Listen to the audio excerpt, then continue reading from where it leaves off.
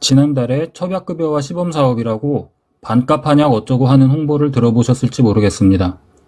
여기 해당되는 세 가지 질환, 생리통, 안면마비, 뇌혈관 질환 후유증으로 한의원 가시는 분들 계실 텐데 건강보험 50% 지원은 처음 10일이 끝이라는 함정 미리 알아두세요. 그리고 한의사들이 원래 처방전을 안 주는데 이번에는 주게 돼 있습니다. 한약재 이름과 원산지가 적혀 있는데 꼭 확인해야 할 끔찍한 한약재들 설명해 드리겠습니다. 별 황당한 한약재들이 많지만 여기서는 정부에서 공식적으로 첩약건강보험 시범사업 지침에 제시한 표준 처방에 포함된 한약재 중에서만 골랐습니다. 8가지를 골라봤는데 그 중에 이게 제일 무난합니다. 비린내가 나고 짭짤하다는 전갈입니다. 보관을 잘못하면 곰팡이와 벌레가 생기기도 쉽다고 합니다. 전갈은 가재랑 닮아 보이기도 하는데 가재가 아니라 족보상, 진드기, 거미와 가깝습니다.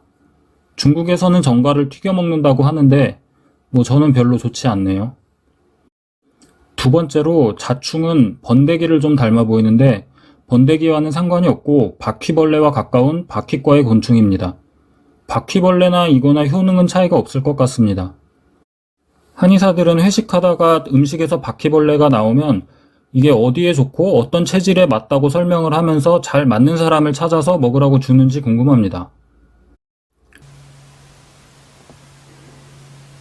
자충에는 개미가 잘 생긴다는데 저는 차라리 자충을 먹는 것보다는 자충을 먹은 개미를 먹는 게 조금 덜 역겹게 느껴집니다.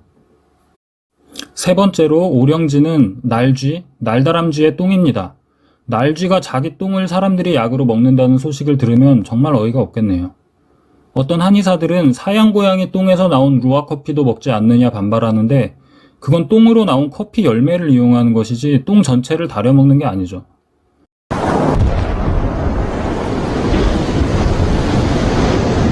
저는 이 날쥐를 뭘 먹여서 키우고 똥을 얻는지 정말 궁금합니다. 우리나라의 오령쥐라고 유통되는 한약재가 정말 이 중국 남부에만 자라는 종의 똥인지 아니면 시궁창에 사는 쥐의 똥인지 실험실 흰쥐 똥인지도 의심스럽습니다. 유전자 분석으로 검증을 해보면 좋겠는데 검색해보니까 그런 연구는 없는 것 같습니다. 효과 면에서는 누구 똥이든 의미는 없겠죠. 네 번째로 선퇴는 매미 껍질이라고도 하죠. 군뱅이가 땅에서 기어 올라와서 매미가 될 때 벗어놓은 껍질입니다. 어떻게 이런 것까지 먹을 생각을 했는지 누구네 조상의 생각인지 참 대단합니다. 다섯 번째로 백강잠은 백강병균이라는 곰팡이 감염으로 죽은 누에나방의 애벌레입니다. 겉에 하얗게 보이는 것이 곰팡이균의 포자입니다. 번데기를 좋아하시는 분은 거부감이 없으실지도 모르겠는데요. 번데기 알레르기 있으신 분은 한약 처방 전 꼭 확인하시길 바랍니다. 여섯 번째로 맹충은 똥파리처럼 보이는데 똥파리가 아니고 등해입니다. 파리랑 친척이기는 합니다. 등해는 동물의 피를 빨아먹고 사는데 얘는 뭘 먹여서 키우는 건지 아니면 지저분한 돼지우리에서 잡는 건지 궁금합니다. 일곱 번째로 수질은 거머리입니다. 달라붙어서 피 빨아먹는 그 거머리입니다. 옛날 사람들은 먹을 게 부족해서 피 한 방울이 아까우니까 거머리가 자기 피를 빨아먹었으면 그 거머리를 잡아먹어서 손실을 만회해야겠다고 느꼈을지도 모르겠습니다.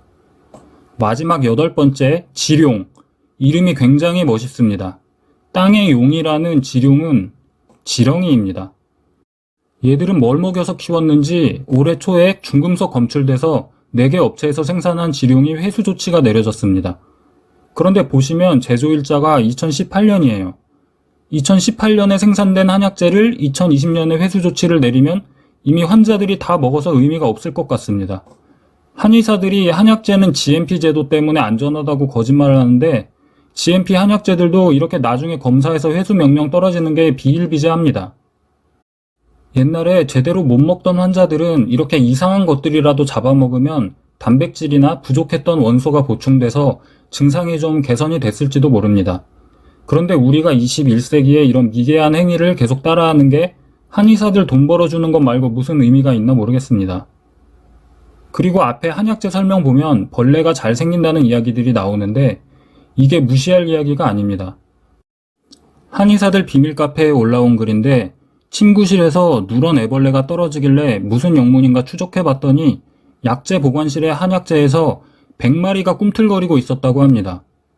한의원에 유통되는 한약재는 특별히 관리되는 믿을만한 한약재라는 한의사들 주장도 믿을 게 못 됩니다. 뭐 어쩌면 이런 벌레들도 한의학적으로는 효능이 있을지도 모르니까 한의사 선생님 이야기도 들어보세요. 한약도 한의사 처방전 받아서 한약을 전문적으로 취급하는 한약국에서 한약사가 조제를 해야 위생관리나 오남용 문제가 줄어들지 않을까 싶습니다. 이제 처방전을 받을 수 있으니까 내가 먹는 한약에 뭐가 들어가는지 꼼꼼하게 확인을 해보시길 바랍니다.